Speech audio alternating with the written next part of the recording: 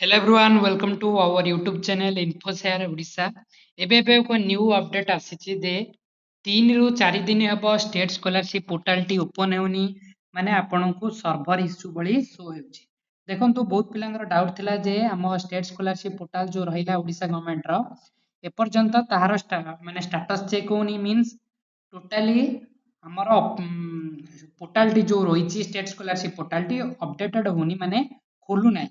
ଏହାର କାରଣ କଣ, ଯାହା ଆମେ ବିଭାଗୀୟ ତରଫରୁ ବା ବିଭାଗୀୟ ଅଧିକାରୀଙ୍କ ତରଫରୁ ଯାହା ସୂଚନା ପାଇଛୁ, ଯେହେତୁ ଦେଖନ୍ତୁ ଆପଣ ଏଇଭଳିଆ ଯଦି ଷ୍ଟେଟ୍ ସ୍କଲାରସିପ୍ ପୋର୍ଟାଲରେ ସର୍ଚ୍ଚ କରିବେ ଗୁଗଲରେ, ଏଇଭଳିଆ ଆପଣଙ୍କୁ ସାଇଟ୍ ଶୋ ହେବ।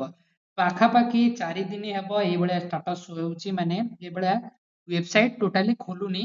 ଆଗରୁ ଫରବିଡେନ୍ ଶୋ ହେଉଥିଲା, ଏବେ the site cannot be reached, scholarship refused to connect, okay try again show ହେଉଛି ଏଇଭଳିଆ। ଓକେ, ଦେଖନ୍ତୁ ଏହାର ସଲ୍ୟୁସନ କଣ ରହୁଛି ନା, ଦେଖନ୍ତୁ ଯାହା ବିଭାଗୀୟ ଅଧିକାରୀଙ୍କ ସୂଚନା ଅନୁସାରେ ଷ୍ଟେଟ୍ ସ୍କଲାରସିପ୍ ପୋର୍ଟାଲ ଏବେ ସମସ୍ତ ପ୍ରକାର ଯେହେତୁ ଆକାଡେମିକ୍ ଇୟର 2025-26 ଶିକ୍ଷାବର୍ଷ ସରି ଯାଇଛି, ମାନେ ଟୋଟାଲି ସରିବା ଉପରେ, ମାନେ ସରିବାକୁ ବସିଲାଣି। ତେଣୁକରି ଏହି ପୋର୍ଟାଲଟି ଅପଡେଟେଡ୍ ହେବା ପାଇଁ ସର୍ଭରଟି ଇସ୍ୟୁ ରହୁଛି। ଓକେ, ଆକାଡେମିକ୍ ଇୟର 2026-27 ଶିକ୍ଷାବର୍ଷ ଖୁବ୍ ଶୀଘ୍ର ଷ୍ଟାର୍ଟେଡ୍ ହେଇଯିବ, ତେଣୁକରି ଏହି ପୋର୍ଟାଲଟି ଖୁବ୍ ଶୀଘ୍ର ଅପଡେଟେଡ୍ ହେବା ପାଇଁ ଅଛି।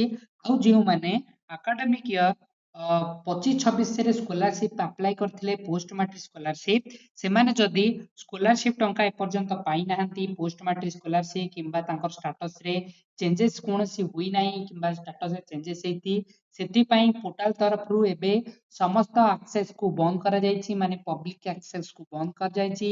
କେବଳ ସେଣ୍ଟ୍ରାଲ ଗଭର୍ଣ୍ଣମେଣ୍ଟ ଓ ଯେହେତୁ ଯେଉଁମାନେ ପ୍ରାୟ ପିଲା ଏପର୍ଯ୍ୟନ୍ତ ସେକେଣ୍ଡ ଫେଜକୁ ୱେଟ୍ କରିଛନ୍ତି, ତେଣୁକରି ସେଣ୍ଟ୍ରାଲ ଗଭର୍ଣ୍ଣମେଣ୍ଟ ତରଫରୁ, ମାନେ ସେଣ୍ଟ୍ରାଲ ଗଭର୍ଣ୍ଣମେଣ୍ଟ ହିଁ ସେକେଣ୍ଡ ଫେଜ୍ ଦେଇଥାଏ, ତେଣୁକରି ପୋର୍ଟାଲଟି ଏବେ ସେଣ୍ଟ୍ରାଲ ଗଭର୍ଣ୍ଣମେଣ୍ଟ ପାଖକୁ ଆକ୍ସେସ୍ ହେବା ପାଇଁ ଯାଇଛି। ତା ସହିତ ଓଡ଼ିଶା ଗଭର୍ଣ୍ଣମେଣ୍ଟ ପ୍ଲାନ୍ କରିଛନ୍ତି ଯେ ଆଗକୁ ଏକ ନ୍ୟୁ ସ୍କଲାରସିପ୍ ଆସିବ ବୋଲି, ଏଥିରେ ଅପଡେଟ୍ କିନ୍ତୁ ଏପର୍ଯ୍ୟନ୍ତ କନଫର୍ମେସନ ଆସିନି, ଯାହା ସୂଚନା ମିଳୁଛି।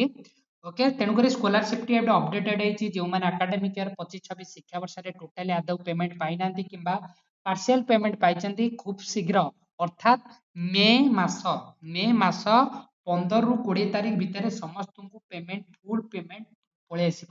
ତେଣୁକରି ଏବେ ସର୍ଭର ଆକ୍ସେସ୍ ପାଇଁ ଫୁଲି ସ୍ପିଡରେ କାମ ଚାଲିଛି, ଯାହା ଓକାକ୍ ଟାୱାର ତରଫରୁ ଯାହା ଆକ୍ସେସ୍ ରଖାଯାଏ ଷ୍ଟେଟ୍ ସ୍କଲାରସିପ୍ ପୋର୍ଟାଲରେ।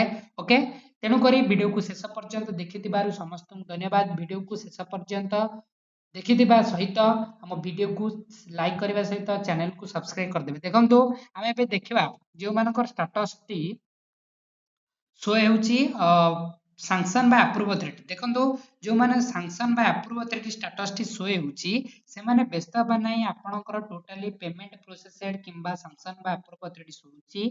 ଡିପାର୍ଟମେଣ୍ଟ ଲେବୁଲରେ ଭେରିଫିକେସନ୍ କମ୍ପ୍ଲିଟ୍ ହେଇଯାଇଛି। ଆପଣଙ୍କର ପେମେଣ୍ଟ ମେ 20 ରୁ 15 ତାରିଖ ଭିତରେ ବା ମେ 20 ଭିତରେ ସମସ୍ତଙ୍କୁ ପେମେଣ୍ଟଟି ମିଳିଯିବ, ଯାହା ଇନଫର୍ମେସନ୍ ଆସୁଛି। ଏବେ ତ ସର୍ଭର ଆହୁରି 3 ଦିନ ମାନେ ଡାଉନ୍ ରହିବ, ଯାହା ଇନଫର୍ମେସନ୍ ଆସୁଛି। ମେ 10 ତାରିଖ ଭିତରେ ସମସ୍ତଙ୍କର ଅପଡେଟ୍ କ୍ଲିୟର ହେଇସାରିଲା ପରେ ମେ 20 ତାରିଖ ଭିତରେ ସମସ୍ତଙ୍କୁ ସ୍କଲାରସିପ୍ ପେମେଣ୍ଟ ମିଳିବ, ଯେଉଁମାନେ ଆକାଡେମିକ୍ ଇୟର 2025-26 ଶିକ୍ଷାବର୍ଷରେ ପୋଷ୍ଟ ମାଟ୍ରିକ ସ୍କଲାରସିପ୍ ହଉ କି କୃଷି ବିଦ୍ୟାନିଧି କି ୟୁଜି ମେରିଟ୍, ପିଜି ମେରିଟ୍ ଯାହା ବି ଆପ୍ଲାଏ କରିଛନ୍ତି, ଟୋଟାଲି ଓଭରାଲି ପେମେଣ୍ଟ ମେ ମାସରେ ହିଁ ସମସ୍ତଙ୍କୁ ମିଳିଯିବ, ଯେଉଁମାନଙ୍କର ଡେଟ୍ ଅଲରେଡି ସରିଯାଇଛି। ଓକେ, ଡାଉଟ୍ କ୍ଲିୟର ହେଲା।